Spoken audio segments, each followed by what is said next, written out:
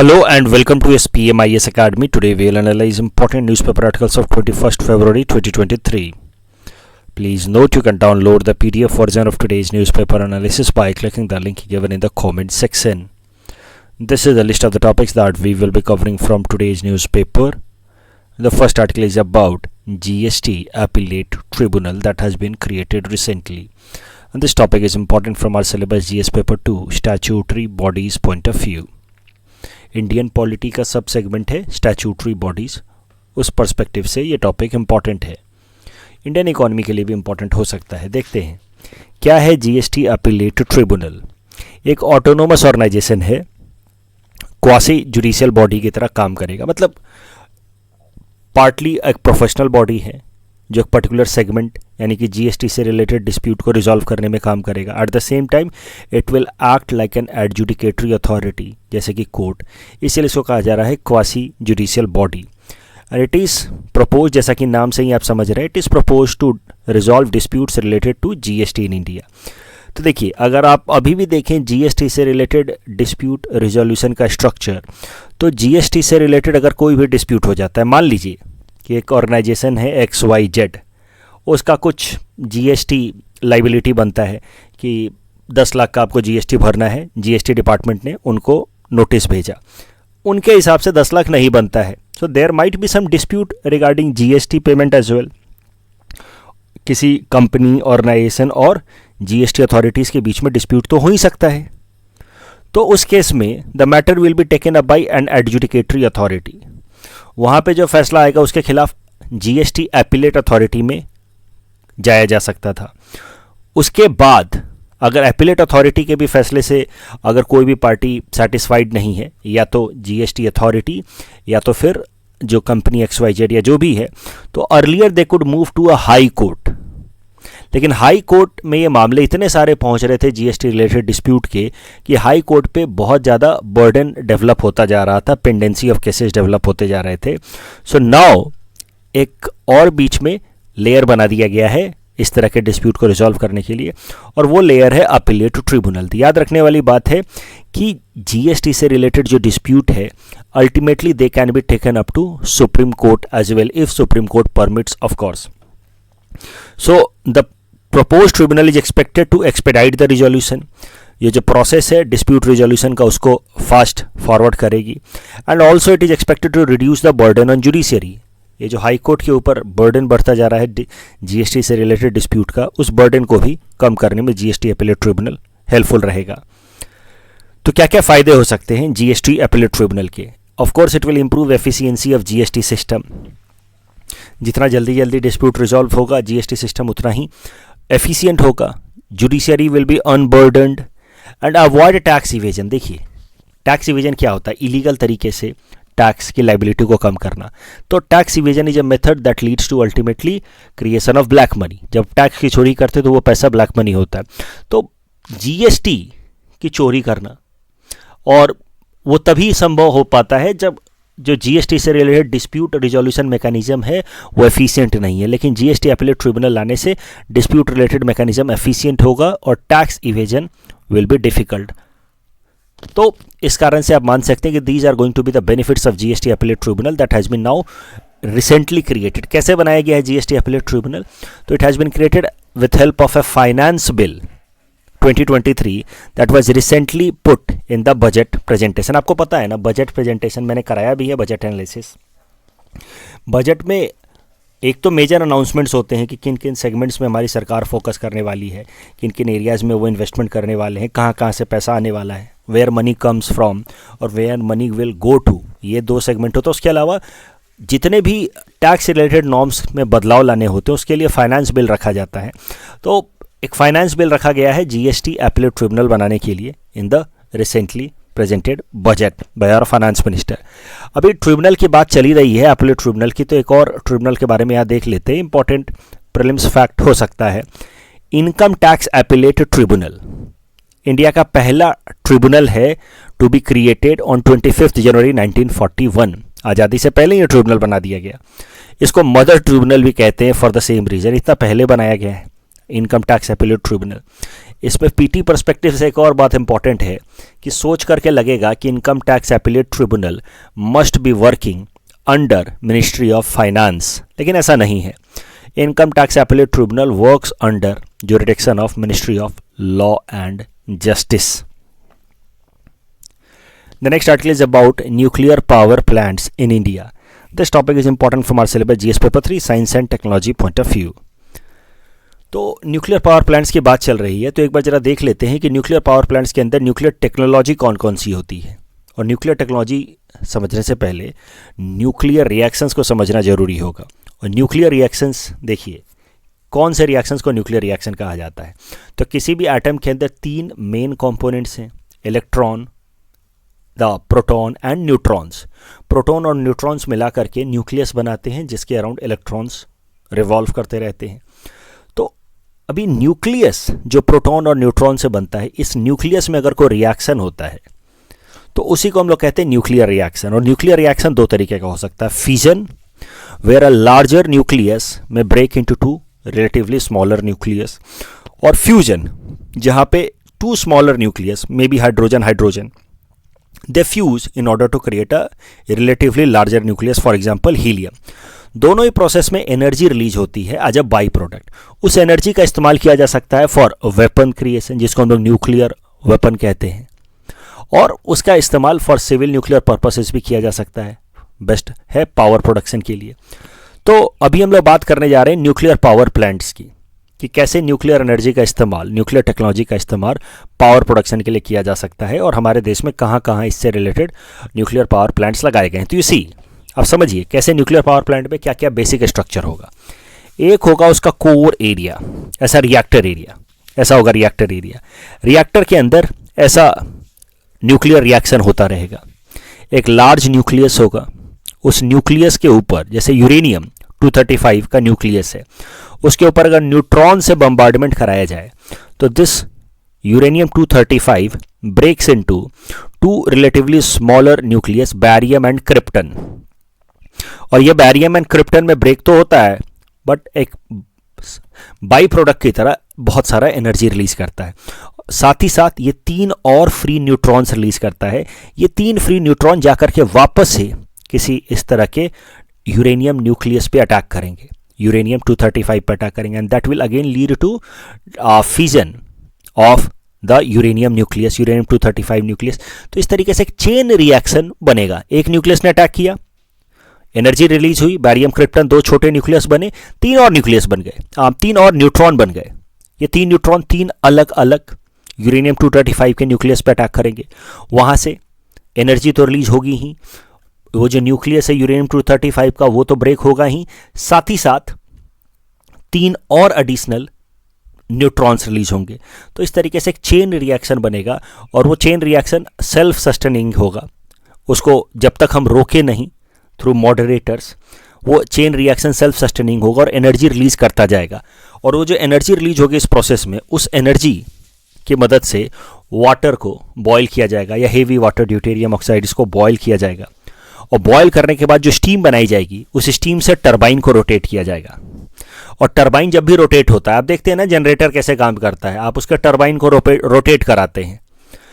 वहाँ पे हम लोग पेट्रोल या डीजल का इस्तेमाल करते हैं, टरबाइन को रोटेट कराते हैं। टरबाइन के रोटेट होने से क्या होता है, यहाँ पे वो हो रहा है, टरबाइन का रोटेशन से क्या होता है, मैग्नेटिक फील्ड में फ्लक्चुएशंस आते हैं बार बार, क्योंकि जो टरबाइन बना होता है वो मैग्नेट से बना होता है, लार्ज मैग्नेट से बना होता है। मैग्नेटिक फील्ड में फ्लक्चुएशन आते हैं, मैग्नेटिक फील्ड्स बदलते हैं लगातार, और मैग्नेटिक फील्ड के बदलने से, जिसको हम लोग कहते हैं change in the flux of magnetic field, तो मैग्नेटिक फील्ड फ्लक्स अगर लगातार बदले तो that leads to creation of electricity.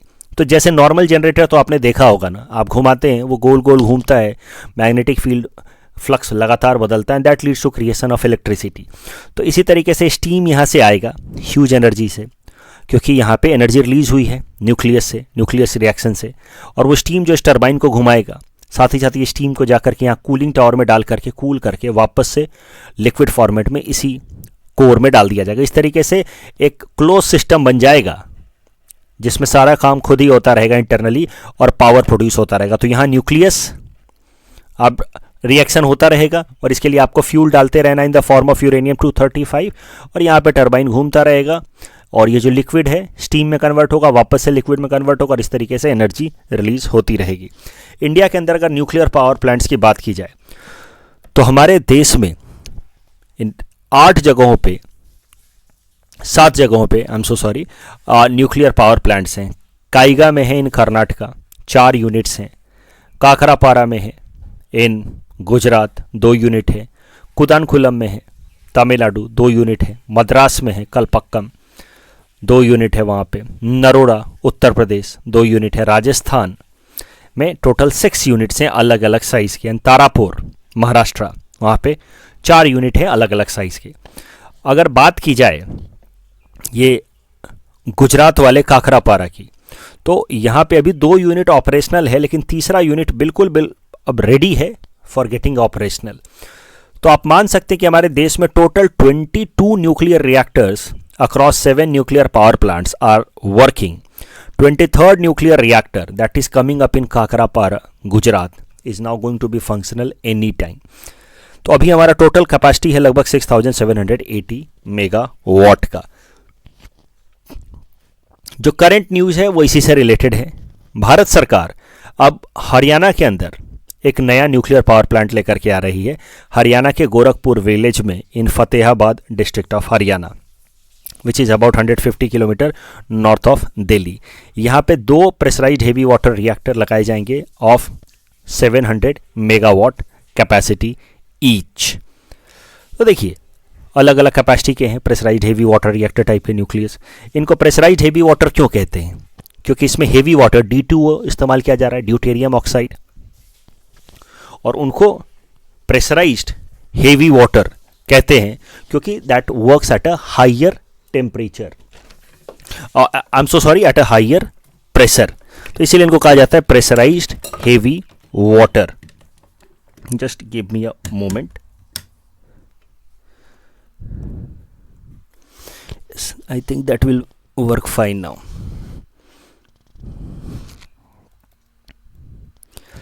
अभी जब हम लोग बात कर रहे हैं इंडिया के न्यूक्लियर पावर प्लांट्स की और हम बात कर रहे हैं कि 7 न्यूक्लियर रिएक्टर पावर प्लांट्स तो हैं ही हमारे देश में, 8वां आ रहा है यहाँ गोरखपुर में इन हरियाणा, उसकी अलग अलग कैपेसिटी होगी। तो अब हम लोग जरा इससे भी, ये तो देखिए फैक्चुअल चीज़ें हैं, पीटी में आएगा तो आएगा मैक्सिमम, मेंस में नहीं आ सकता ये सब चीज़ें कि कहाँ कौन सा न्यूक्लियर रिएक्टर है या कितने यूनिट का है। मेंस में अगर कोई चीज़ आ सकती है तो वो आ सकती है इंडिया का न्यूक्लियर एनर्जी प्रोग्राम। इंडिया का जो न्यूक्लियर एनर्जी प्रोग्राम है that is known as 3 stage nuclear programme. इसको 3 स्टेज न्यूक्लियर प्रोग्राम इसलिए कहते हैं क्योंकि इसमें बहुत ही प्लानिंग के साथ इसको डेवलप किया गया है इंडिया के न्यूक्लियर एनर्जी प्रोग्राम को, जिसको डेवलप किया है हमारे nuclear scientist doctor Homi Jahangir Bhabha साहब ने। 1950s में इसको बनाया गया था राइट आफ्टर इंडिपेंडेंस। देखिए आप सिचुएशन समझिए इंडिया के अंदर क्या कंडीशंस हैं। यूरेनियम, जो भी न्यूक्लियर रिएक्टर्स हैं they are mostly based on uranium.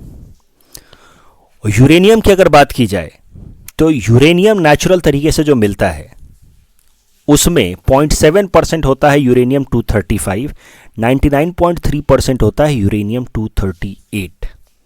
यह है नेचुरल यूरेनियम का कंपोजिशन। और ये जो यूरेनियम 235 वाला आइसोटोप है ऑफ यूरेनियम, यही है फिसाइल, यानी कि इसी में फिजन रिएक्शन हो सकता है।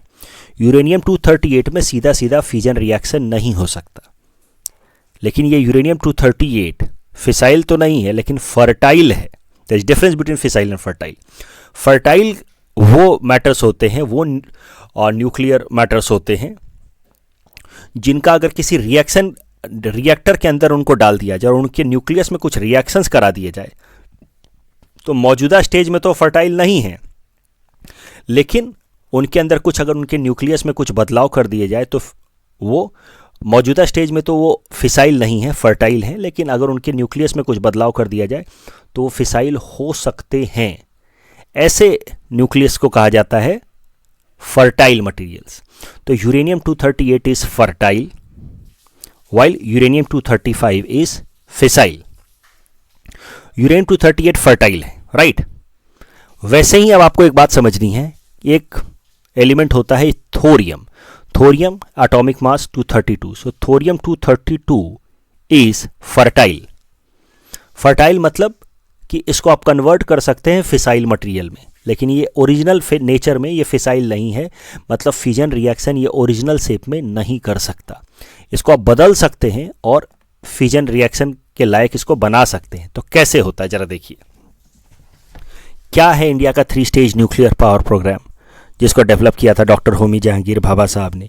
क्या सोच थी उनकी इसके पीछे, वो जरा समझते हैं। देखिए, हमारे देश के अंदर थोरियम मिलता है काफ़ी सारा। थोरियम एटॉमिक वेट 232, और थोरियम क्या है जी, फर्टाइल मटेरियल है।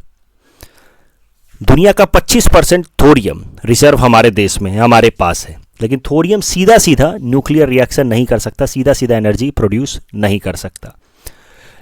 तो अब इसको लेकर के फिर प्रोग्राम बनाया होमी जहांगीर भाभा साहब ने कि इंडिया को कैसे सेल्फ सफिशिएंट बनाया जाए लॉन्ग रन में as far as nuclear power production is concern, क्योंकि हमारे देश में यूरेनियम काफ़ी ज़्यादा मात्रा में मिलता नहीं है, राइट।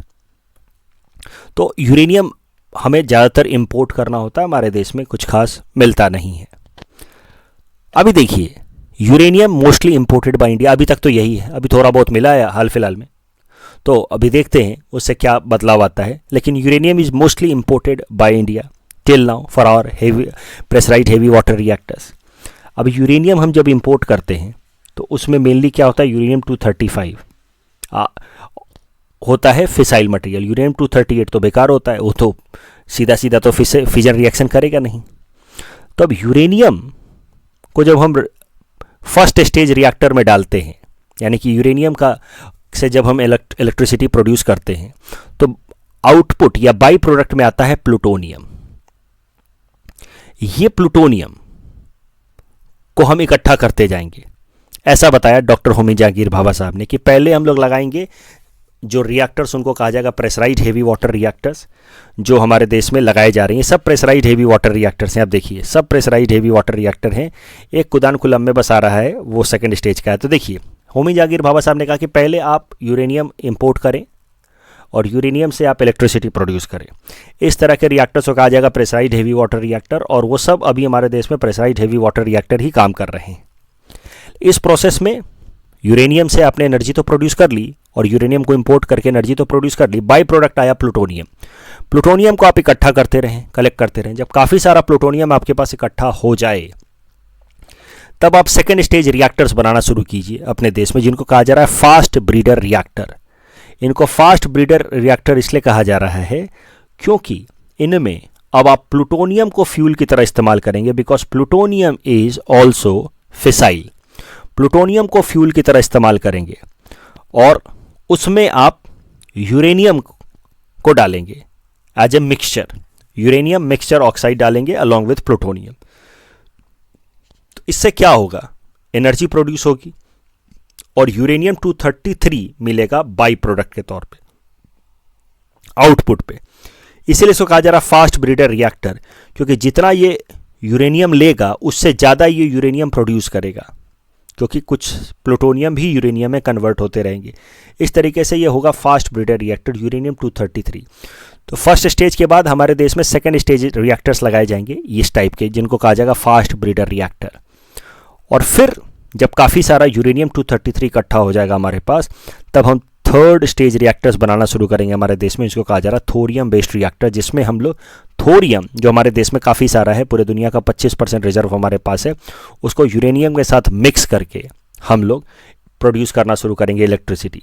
और इस पूरे प्रोसेस में होगा क्या कि ये यूरेनियम 233 तो एनर्जी प्रोड्यूस करेगा, साथ ही साथ इस थोरियम को भी यूरेनियम में कन्वर्ट करता रहेगा, और ये यूरेनियम वापस से हम इस रिएक्टर में डाल देंगे एज इनपुट। और इस तरीके से India will become self sufficient as far as nuclear energy is concerned in long run. तो अब मैं एक बार सिंप्लीफाई करके सारी बात बताता हूँ। I understand this is little bit complex. देखिए, डॉक्टर होमी जहांगीर भाभा साहब ने 1950s में इंडिया का न्यूक्लियर प्रोग्राम कैसा होना चाहिए आने वाले 100 सालों में, उसका पूरा का पूरा स्केच ड्रॉ किया। उनके सामने सबसे बड़ी समस्या ये थी कि हमारे देश में यूरेनियम नेचुरल तरीके से नहीं मिलता है, ठीक है, और यूरेनियम बेस्ड ही रिएक्टर्स बनाए जा रहे थे तब तक। लेकिन उनके सामने एक पॉसिबिलिटी या अपॉर्चुनिटी भी दिखे कि हमारे देश में थोरियम मिलता है काफ़ी सारा, दुनिया का 25% रिजर्व हमारे पास है, लेकिन थोरियम को सीधा सीधा इस्तेमाल नहीं किया जा सकता है फॉर न्यूक्लियर रिएक्शंस। तो उन्होंने फिर प्लान बनाया कि पहले रिएक्टर्स ऐसे लगाए जाएं जो यूरेनियम बेस्ड काम करें, खूब सारा यूरेनियम इंपोर्ट करें, हमारे पास और कोई ऑप्शन है नहीं, यूरेनियम इंपोर्ट करें और यूरेनियम से इलेक्ट्रिसिटी प्रोड्यूस करें। और इसी तरीके के रिएक्टर्स को कहा गया है प्रेशराइज्ड हेवी वाटर रिएक्टर या फर्स्ट स्टेज रिएक्टर्स। हमारे देश में अभी सारे रिएक्टर्स ऐसे ही हैं। फिर यहाँ से जो प्लूटोनियम बाई प्रोडक्ट में आएगा उससे फिर बनाया जाए सेकंड स्टेज रिएक्टर, जिसमें प्लूटोनियम को मिक्स किया जाए यूरेनियम के साथ, और वहाँ से और सारा यूरेनियम आउटपुट के तौर पे मिलेगा। उस यूरेनियम को फिर से थर्ड स्टेज रिएक्टर्स में डाला जाए, यूरेनियम 233 एंड थोरियम, और ये थोरियम यूरेनियम बनाता रहेगा एज ए बाई प्रोडक्ट। तो मजे की बात ये है कि ये थोरियम आप डालेंगे रिएक्टर्स में, यूरेनियम 233 फिजन रिएक्शन करेगा, एनर्जी देगा, साथ ही साथ ये यूरेनियम 233 अपने जो थोरियम है उसको कन्वर्ट कर देगा यूरेनियम 233 में। तो इस तरीके से you will use uranium 233 in third stage reactor to produce energy. At the same time, this uranium 233 will convert this thorium into uranium 233, and that is how this uranium 233 will not get exhausted. And this is how India will become self-sufficient in nuclear reactor or nuclear energy production in long run, maybe after 100 years. So अभी लगभग 60-70 सालों में हम तो यहाँ पहुँचे हैं। कुदानकुलम में हम लोग बना रहे हैं सेकेंड स्टेज रिएक्टर, जिसको हम लोग कह रहे हैं fast breeder reactor. May be in coming 30-40 years when we move to this thorium based reactor, then India will become self sufficient as far as nuclear energy is concerned. So 3 stage हैं हमारे। Pressurised heavy water अभी बना रहे हैं, फिर हम बनाएंगे fast breeder reactor, Kudankulam में इस पे काम चालू है। ये फ्यूचर में होगा थोरियम बेस्ड रिएक्टर्स।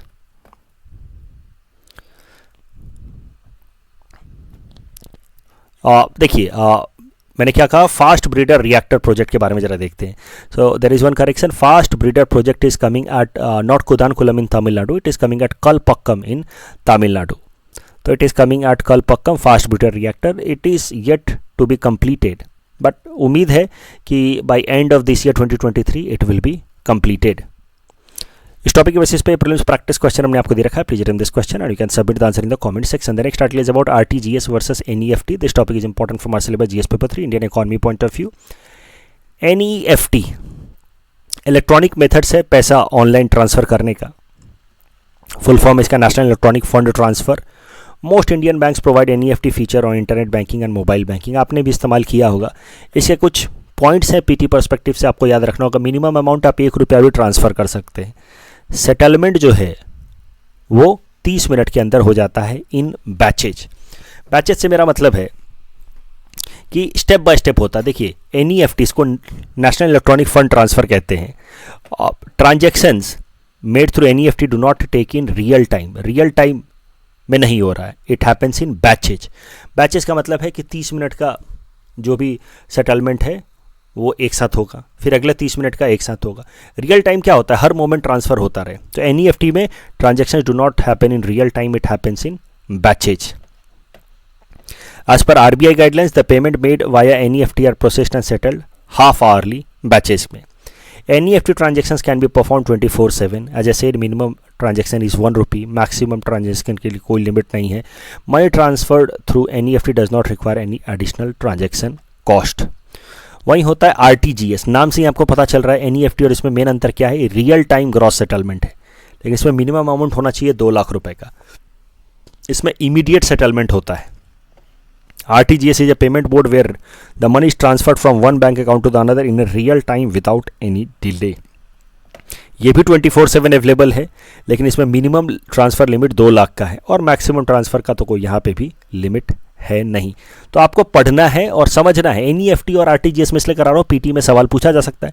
तो NEFT बैचेज में हो रहा है, आधे घंटे के बैचेज में। RTGS नाम से आपको पता चल रहा है रियल टाइम हो रहा है।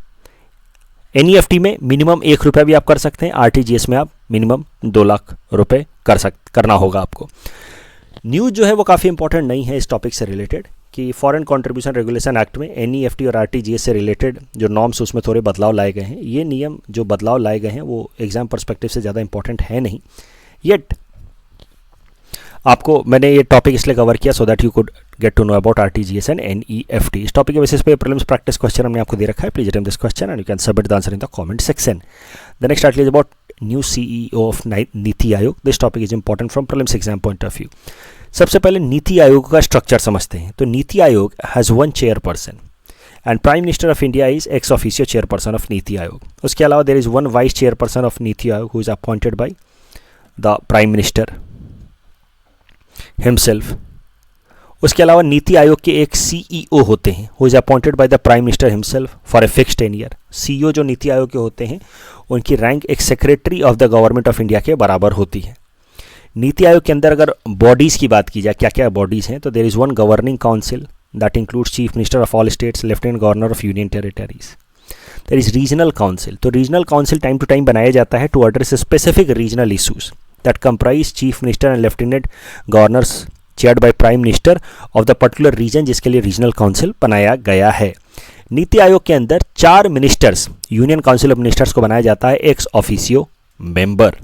तो 4 किसी भी मिनिस्टर को बनाया जा सकता है, अपॉइंट किया जा सकता है जिन ex officio member of Niti Aayog. Current news ये है कि former IAS officer BVR Subrahmanyam has been now appointed as CEO of Niti Aayog. उससे पहले परमेश्वरम अय्यर साहब थे CEO ऑफ नीति आयोग, बट नाउ परमेश्वरम अय्यर साहब हैज़ बीन मूव्ड टू और has been transferred to World Bank as executive director. इस कारण से अब BVR सुब्रमण्यम साहब CEO होंगे नीति आयोग के। इस टॉपिक के बेसिस पे प्रीलिम्स प्रैक्टिस क्वेश्चन हमने आपको दे रखा है।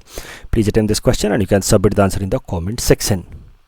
कल जब हमने आपको प्रैक्टिस क्वेश्चन दिया था उसका आंसर देख लेते हैं। Which of the following statements are correct about Yakshagana? It is dance form from Karnataka not Andhra Pradesh. तो पहला स्टेटमेंट गलत होते ही you get the answer B। Kuno Palpur wild life sanctuary से रिलेटेड तीनों स्टेटमेंट सही हैं। Correct answer is option D। That's all from our side for today. Thanks for watching.